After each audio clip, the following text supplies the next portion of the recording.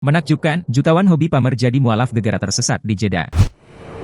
Ternyata perjalanannya menjadi mualaf bermula saat dirinya tersesat di Jeddah, Arab Saudi. Baru-baru ini jutawan asal Inggris, Danny Lambo mengumumkan dirinya sudah memeluk agama Islam. Tentu saja keputusan ini mengejutkan banyak orang. Saya pergi ke Riyadh untuk urusan bisnis dan selesai awal. Saya seharusnya menonton pertandingan akhir Formula 1 karena diberikan tiket VIP oleh seorang kawan tapi saya tak dapat hadir. Namun ada sesuatu dalam kepala saya menyuruh saya menuju ke Jeddah, ujar Danny. Jadi saya menaiki pesawat, setelah tiba saya tersesat di bandara, lanjutnya. Ketika sedang mencari jalan, Danny Lambo bertemu dengan seseorang yang akhirnya membuka matanya untuk mengenal Islam lebih mendalam. Saya bertemu dengan Abdul Basit, seorang pelajar University Madinah. Dia merupakan orang yang paling ikhlas dan jujur yang pernah saya temui dalam hidup saya, ungkapnya. Dia memberitahu saya Tuhan, Allah, membawa saya di sana dan saya benar-benar merasakan saya berada dalam perjalanan rohani untuk mencari makna sebenarnya kehidupan. Dia membawa saya ke Ka'bah, menunjukkan kepada saya langkah demi langkah, perkataan demi perkataan bagaimana melakukan ibadah umrah dan kini dia mengubah hidup saya selama-lamanya. Lambo yang berasal dari Croydon terkenal dengan sikapnya yang suka pamer kemewahan. Dia juga sangat menyukai mobil mewah Lamborghini.